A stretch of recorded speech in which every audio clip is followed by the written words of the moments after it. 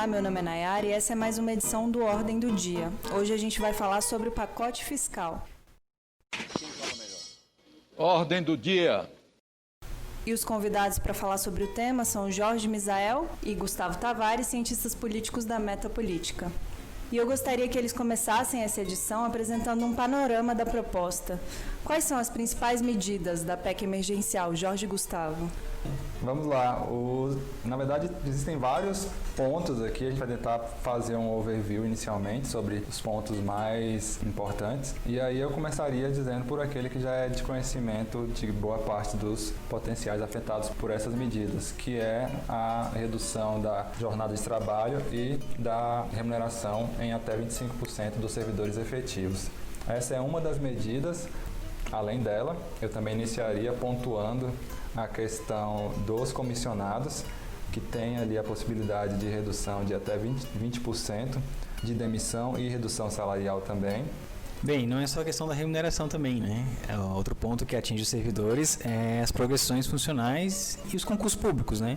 De um lado a gente tem o corte nas remunerações, como o Jorge falou, e do outro a gente tem o impedimento de qualquer promoção ou progressão funcional que demande aumento de despesa, além, claro, dos concursos públicos. Então, a PEC prevê que na vigência dessas medidas ninguém poderá ser promovido ou alcançar progressão funcional se isso aumentar gastos públicos, né? Então, assim, por exemplo, se ficar vago um cargo de chefia para o qual não é previsto um aumento de remuneração, poderá haver essa progressão, né?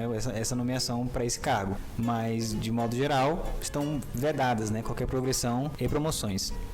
Além disso, Nayara e Gustavo, eu também ressaltaria aqui que todos os servidores dos poderes executivo, legislativo, judiciário, da administração direta e indireta, das autarquias, das fundações, do Ministério Público e da Defensoria também poderiam ser alcançados pelas medidas. E, Gustavo, quanto aos estados e municípios, eles realmente são obrigados a adotarem essas medidas? Então, é interessante como isso foi desenhado, né, pelo governo, porque, de fato, não existe obrigação pela PEC de que estados e municípios adotem essas medidas, né?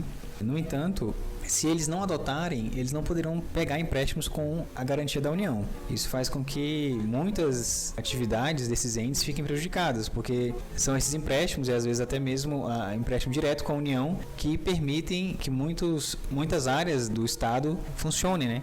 Então, assim, obrigados eles não estão, mas se não fizerem, terão essa retaliação. E, afinal, qual que é o objetivo dessas medidas? Segundo a proposta, sempre que houver superávit, esse dinheiro será usado para o pagamento da dívida pública. Então, o esforço vai ser de várias partes. O objetivo final é sanar a dívida pública. E o relator da proposta, o senador Oriovisto Guimarães, ele aceitou o texto completamente ou houve alguma alteração na CCJ?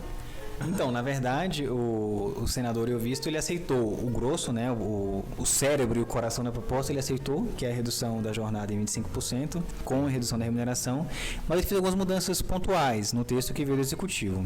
Uma delas foi aproveitando a PEC da regra de ouro que já existia lá na Câmara dos Deputados, que é de autoria do deputado Pedro Paulo, que foi com relação a aumento de despesa com pessoal. Ele modificou o inciso 24 do artigo 37 para vedar a aprovação ou concessão de aumento de despesa com pessoal ou vantagem de qualquer natureza, inclusive indenizatória, que produz efeitos retroativos, quer dizer, qualquer aumento de despesa que retroaja ao ato, que preveja sua implementação em etapas, caso ocorra qualquer delas nos últimos 180 dias ou após o fim do mandato titular, quer dizer, nenhum prefeito, governador, nem mesmo chefe de poder poderá criar atos que aumente a despesa nos últimos 6 meses, né, do seu mandato, nem mesmo criar despesas que sejam implementadas depois que ele deixar o mandato.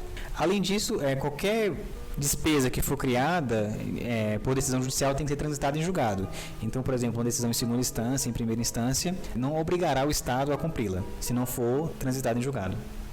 Além dessa questão, dessa importação da regra de ouro do deputado Pedro Paulo, é importante lembrar que a PEC, da forma como veio do governo, previa 3 gatilhos, quer dizer, 3 situações fiscais que ensejariam a adoção dessas mudanças. A primeira delas é a quebra de regra de ouro, da regra de ouro que vale para a União. Quer dizer, a regra de ouro é aquela regra que diz que o governo não pode se endividar, não pode fazer empréstimos para pagar despesas correntes, como salários, aluguéis. Essa é a regra que vale para a União. Então, quebrando essa regra, acionaria as medidas emergenciais. Para estados e municípios, há a questão de que esses entes não podem gastar mais do que 95% das receitas. Então, na medida que eles gastassem esse percentual, essas medidas também seriam adotadas para estados e municípios. E há uma outra regra, o terceiro gatilho, que abrange estados, municípios e a União, que é a despesa com pessoal. Então, sempre que esses entes, União, Estados e municípios, gastarem mais do que permitido pela Lei de Responsabilidade Fiscal, eles poderão também adotar essas medidas, né? Nesse ponto, há uma inovação do relator que diz o seguinte: o Estado ou o município que adotar essas medidas porque as suas despesas superaram 95% das receitas, eles poderão, mesmo sem autorização prévia do Legislativo, prorrogar essas medidas até um nível de 85% das receitas. Quer dizer, o governador ou o prefeito acionou esses mecanismos de ajuste quando percebeu que as despesas superavam as receitas em 95%, equacionou depois de um tempo, sei lá, 1 ano, 2, equacionou essa relação, mas essa relação ainda continuou acima de 85%. Então, nesse caso, ele poderia também prorrogar essas situações emergenciais. Acontece que em 2017, 10 estados já tinham superado essa relação receitas e despesas. Por exemplo, o Rio de Janeiro tinha gastado 110% já em relação às receitas. O Mato Grosso do Sul, 102%. Sergipe, 99,9%. Minas Gerais, 98,8% e Pernambuco, 97,4%. Quer dizer, já tínhamos 10 estados que já estavam nesse limite previsto pela PEC. Tínhamos estados que já tinham superado 90%, então quase no limite previsto pela PEC, e havia ainda o restante, né? Os 8 estados restantes já tinham superado 80%. Quer dizer, da forma como o texto original previa e com essa inovação do relator, praticamente todos os estados estariam incluídos nesse gatilho de receitas e despesas. Além disso, eu também citaria outra inclusão, também outra inovação que nós identificamos aqui, é a do teto remuneratório. Já existe um projeto que passou pelo Senado e atualmente está na Câmara, sob relatoria do deputado Rubens Bueno, de Cidadania do Paraná, que trata sobre o teto remuneratório, mas, talvez por uma leitura política do relator da PEC no Senado, de que não vá tramitar o projeto que passou pelo Senado anteriormente, o Eurovisto acabou trazendo para dentro da PEC a questão do teto remuneratório, em que o adicional de férias, 13º salário, ajuda de custo para remoção e as diárias com transporte e deslocamento para viagem, realizadas por força das atribuições, ficam fora do teto remuneratório. Todas as outras remunerações ou adicionais ficariam limitadas ao teto constitucional. O Jorge tocou num ponto importante, que é essa questão do teto, porque esse projeto que está na Câmara já prevê mais ou menos 20 exceções ao teto. O Eurovisto reduz essas exceções a apenas 4. Além disso, ele modifica a questão das férias, né? O relator fixa em, no máximo, 30 dias as férias para todos os servidores públicos. O que tem se questionado nesse ponto é que esse no máximo, o termo que ele usou, poderia prever férias menores que 30 dias. Além disso, ele faz uma ressalva importante no final do seu texto, que os magistrados e as carreiras congêneres, né, como os Ministério Público, estaria fora dessa regra dos 30 dias. Os atuais servidores e membros dessas carreiras, né? Então, as férias de 30 dias para magistrados e procuradores só valeriam para os que vão entrar a partir de agora. E também uma exceção explícita que ele faz no seu texto é aqueles servidores que operam aparelhos radioativos. Nesse caso, devido à exposição à radiação, eles teriam as férias diferenciadas, como hoje acontece já. Outro ponto que atinge também os magistrados é o fim da vinculação automática do reajuste que ocorre no STF. Porque até então, sempre que ocorria um reajuste para os ministros do Supremo, havia um efeito cascata, em que todos os membros da magistratura, em todas as instâncias, recebiam o proporcional a esse reajuste do STF. Agora, se o texto do relator for aprovado, apenas os ministros de tribunais superiores terão essa vinculação ao reajuste do Supremo.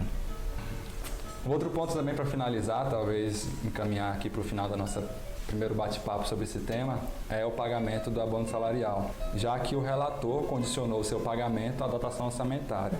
Além disso, em alguns casos, segundo ele, o pagamento pode ser maior até do que um salário mínimo. Isso é engraçado porque era um tema que a reforma da Previdência tentou mexer, mas foi derrubado no Senado e mesmo assim o senador Eurovisto quis incluir no seu relatório. E a respeito da tramitação da matéria, o que vocês podem adiantar para a gente? O que houve até agora e quais são os próximos passos para a medida?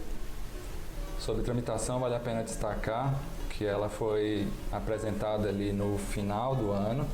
Então, nossa expectativa é que agora o relator, já de posse de novas emendas, possa apresentar uma complementação de voto do parecer que ele já apresentou.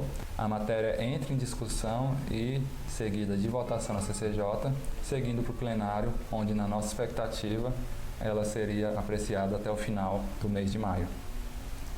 Lembrando que já se esgotou o prazo regimental, né, como costuma acontecer nas emendas, porque segundo o artigo 356 do Regimento Interno, a CCJ tem 30 dias para poder deliberar sobre uma proposta de emenda à Constituição. Nós já estamos aí desde 6 de novembro com essa proposta na CCJ e ainda não houve nenhuma deliberação da matéria. E por aqui fechamos o episódio sobre a PEC 186. Fique atento para as próximas edições, vamos falar ainda sobre o resto do pacote fiscal. Obrigada pela audiência e até a próxima. Então é isso, obrigado pela oportunidade, até a próxima. Obrigado, Nayara, obrigado pelo convite e até a próxima.